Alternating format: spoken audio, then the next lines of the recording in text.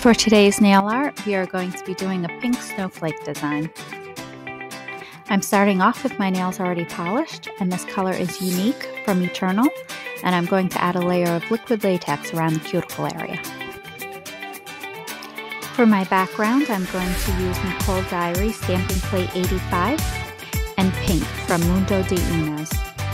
And I'm just going to stamp this water marble image onto my nail. Over my background, I'm going to add some snowflakes using Bundle Monster Stamping Plate 323. For my stamping polish, I mixed about 3/4 black with 1/4 white to get a charcoal gray. Now remove the liquid latex and finish with your favorite top coat. I'm using Seche Vite Fast Drying Top Coat.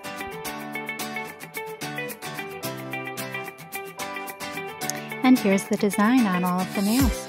Thank you for watching, and don't forget to like and subscribe for more nail art ideas.